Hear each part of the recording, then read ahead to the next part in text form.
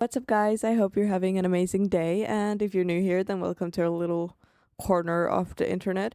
I have watched a lot of content from America, and so far everything I've seen has been amazing. And I'm ready to pack my bags and move there, honestly. But today we are watching something different: the worst cities in America. Hmm. What does this mean? Does America has the have worst cities? Honestly, I do not believe it's gonna be any worse than what I'm where I'm at. To I live in Spain, and there are some very questionable cities here too. Just saying, just saying. Also, I know I made a post about this already, but there's someone in the comments giving out a WhatsApp number that is definitely not mine. I would never give out my personal number. So if you see comments like that, you can report them as spam or misleading. I tried to hide the accounts that I saw, so hopefully that's not an issue anymore. But apparently that's something that tends to happen. So, but I really hope that you guys stay safe and don't talk to any strangers, okay? I know you haven't met me in real life, but I'm not a stranger, but these people are. So, yeah. Okay, let's get into the video, guys. Whether you're planning a trip or looking to move or retire somewhere new, you've probably spent some time researching the best cities in the country. But have you ever thought about the places to avoid? Whether it's a city with high crime, high poverty, a poor education system, or something else. There are certain cities in the US that have had a rough go at it, and are unfortunately worth staying away from, to say the least. And so today on Across the Globe, we're going to be looking at the worst cities in America. Let me tell y'all something. I am probably not going to think these are that bad. Or maybe, I don't know. I don't know how bad it gets, but this just reminds me, yesterday I was looking for a parking spot, and there's very few parking spots here where I live because, there's just not a lot of space to park. So the only parking spot that I saw was next to a homeless shelter, and here homeless shelters are not like homeless shelters anymore. They're basically just, you know, um they've merged into something else than homeless shelters. But there was just one parking spot there, and there's sometimes these people that kind of show you, hey, here's the parking spot so you can park your car. But you usually would give them coins for, so I didn't have any coins, and I couldn't take the parking spot because if I don't give them coins, they're going to key my car. So yeah, so then I had to look for a parking spot for 2 hours, and it was really annoying that they were there at that moment because I could have parked there, but because they were there, I couldn't because I don't want my car keyed. And so, yeah, that's all. Number 1, Detroit, Michigan. You might be surprised to learn that Detroit was once one of the wealthiest cities in the entire world. But in recent decades, it's had quite the reversal and is now considered one of the worst cities in the entire country. Specifically, it's considered a particularly bad place to raise a family. At least, that's according to WalletHub, which recently ranked 182 American cities based on whether they were a good place to raise a family. To do This is also from 2023, is it? So it might have changed. they looked at 5 main factors: family fun, which includes things like playgrounds per capita and walkability; health and safety, which includes metrics like air quality and pediatricians per capita; education and childcare, including school system quality and high school graduation rate; affordability, which includes cost of living and housing affordability; and socioeconomics, including share of families living in poverty and share of families receiving food stamps. The results were pretty bad for Detroit. In fact, it came in 3rd worst in the entire country at number 180 overall. When it comes to the specific metrics, it was ranked 162 for health and safety, 170 for education and childcare, 162 for affordability, and 182 for socioeconomics. I will note that Detroit ranked slightly better at number 69 for family fun. But that score still wasn't high enough to outweigh its poor rankings in the other categories. Now you might think things end there for Detroit, but they don't. I mean, Detroit. Detroit doesn't sound that bad, honestly. At least from what I've heard. But okay, these are also very valid points, though. get worse. The city also has one of the worst graduation rates in the entire country, with only 77.8% of high school students graduating in 2020.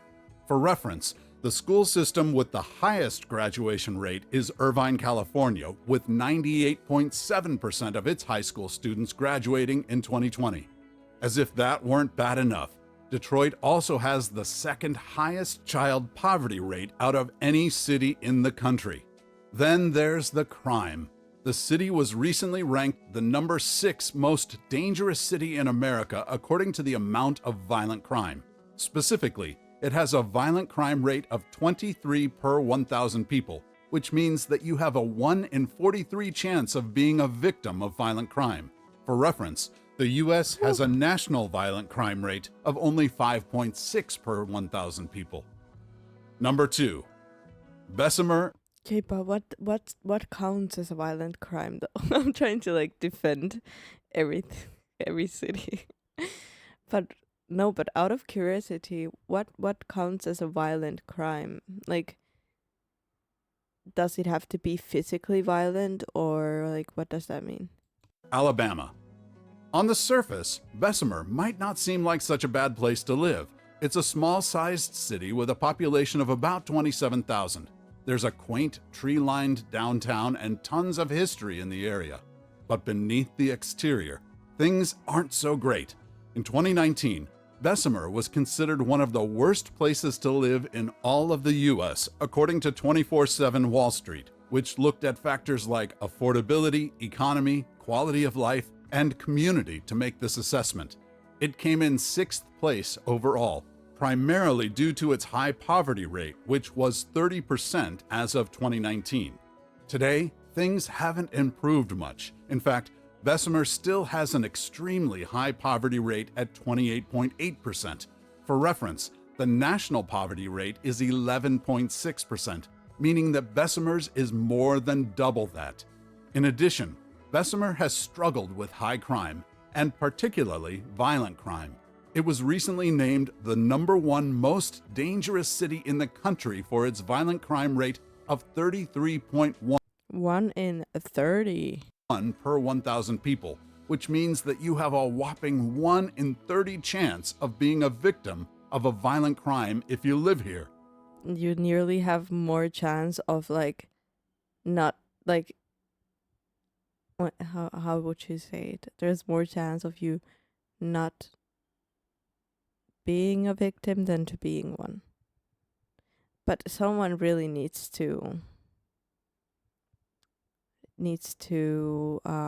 specify what violent crime means. Number 3. Cleveland, Ohio. Cleveland is considered the worst place in the entire country to raise a family, according to that same study we saw earlier from Wallet Hub.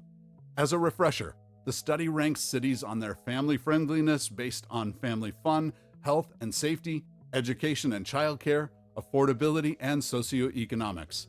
Cleveland came in dead last out of all 182 cities looked at.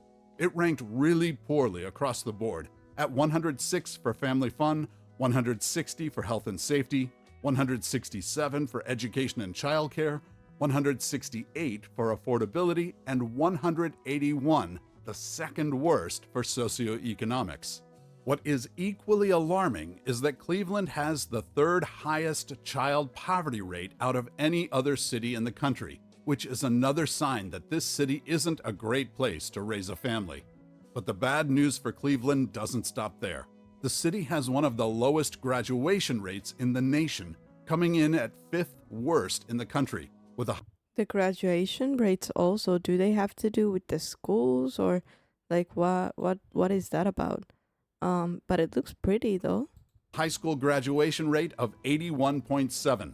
The school system has also been struggling with a high student-to-teacher ratio, meaning that teachers may be overburdened and students underserved. While it might seem as though the bad news is just for Cleveland's children, that's not exactly the case. In fact, Cleveland was recently named one of the worst-run cities in the U.S., according to a study that examined cities based on the quality of their city services and the city budget per capita. Cleveland came in at 146 out of 149 cities examined, with a score of 137 for quality of city services and 140 for city budget per capita. Number 4. Albuquerque, New Mexico. Albuquerque has had a troubled history. In 2011, it was named one of America's I've never heard of this place, Albuquerque, New Mexico. Okay. top 10 poorest cities in the U.S. By 2014, it ranked worst in the country in terms of poverty. And by 2018, it was considered one of the worst cities to live in the entire U.S. Unfortunately, Albuquerque's history has not been left in the past. In fact, its poor reputation has only continued. A study from Go Banking Rates, for instance, named Albuquerque as one of the cities in the U.S. that is getting poorer, having seen a negative 16.49% change in its poverty rate between 2011 and 2021. For instance, the median household income in Albuquerque is a little over $56,000, compared to the U.S. median household income of a little over $70,000. What? Hold on. Dollars. Household income 56,000 in a year? That's pretty good. I mean, what? What does this mean? How many people are there in a household? Usually there's like 2 people in a household that make money, you know? Am I tripping or like what? 56,000 in a year? That's pretty good. I must be bugging out or something, cuz wait. I'm confused. I would consider that pretty good. Compared to the U.S. median household income of a little over $70,000. 70,000? Is this in a year? How? What? How? 70,000 in a year? That's a lot of money. I must be like, maybe I'm not doing the math correctly in my head or something. But $1,000. As if all that weren't bad enough, Albuquerque's school system have also faced struggles with underfunded schools and underpaid teachers. That has probably contributed at least somewhat to the fact that Albuquerque has one of the worst graduation rates in the country, with a graduation rate of 80.7%. Number 5, Flint, Michigan. If you've so much as flicked on the news or leafed through a newspaper in recent years, you're probably no stranger to all of the woes that have afflicted Flint in recent years. The city of Flint came to unfortunate fame when its residents began complaining that the city's water was making them sick. Officials repeatedly dismissed this claim until it was actually found that there were substantial amounts of lead in the water, which was making residents, including children, pretty sick. Because of this, I'm guessing it's no surprise to you to learn that Flint is considered one of the worst-run cities in the entire country, ranking 145 out of 149 cities. Specifically, it was ranked 144 for the quality of its city services and number 133 for its total city budget per capita. A more detailed ranking put its education, health, safety, and economy at 139, 137, 124, and 144 respectively. In other words, Flint is pretty much struggling across every single metric that dictates a city's success. Number 6, Memphis, Tennessee. Memphis has been ranked one of the The Flint one kind of just sounds like, they don't have the right people running the city. I might be wrong, but 6, Memphis, Tennessee. Memphis has been ranked one of the worst cities in America for a huge variety of reasons. For starters, it's considered one of the worst places to raise a family, coming in at 181 out of 182 cities. It came in dead last when it comes to health and safety for families, which includes metrics like air and water quality and the number of pediatricians per capita. Its school system has also struggled immensely in recent years. The high school graduation rate, for instance, is only 81%. Recall that the city with the highest high school graduation rate, Irvine, has a rate of 98.7%. Memphis's low high school graduation rate is indicative of larger problems. The school system has struggled with poverty, a lack of resources, and low morale among teachers. Unsurprisingly, this doesn't exactly make for an environment conducive to academic success. Additionally, Memphis is considered one of the most dangerous cities in America, coming in at number 5 according to its rate of violent crime. Specifically, Memphis was found to have a rate of 25.1 violent crimes per 1,000 residents. I've heard this before in my comments. I think that it's not like a safe place to be, but it looks very nice. Like I would still love to visit, but this would probably not be a place that I would end up living. But also because I'm not, I'm not a city person. But yeah, this doesn't really surprise me. With a 1 in 39 chance of being a victim of violent crime.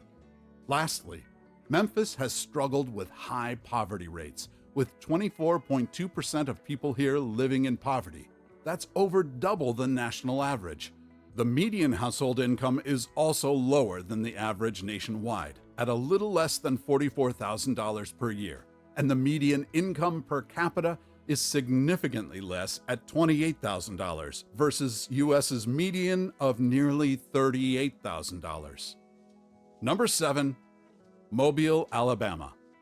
While I'll preface this by saying that the city of Mobile does have some merits, it's on this list primarily because of its high crime rate. In fact, Mobile is considered the second most dangerous city in America because of how much violent crime There's a lot of Alabama here. Is Alabama like bigger than other states or? takes place here. Specifically, it has a violent crime rate of 27.9 per 1,000 people. The chances of being a victim of a violent crime are 1 in 35, which is one of the highest in the nation. Additionally, Mobile has struggled in other areas such as quality of public schools, affordable housing, and job market, leading to Niche giving it a ranking of C+ for each category. Because of this, and likely other factors, the population of Mobile is actually declining, which is never a good sign for a city. Number 8, Brownsville, Texas.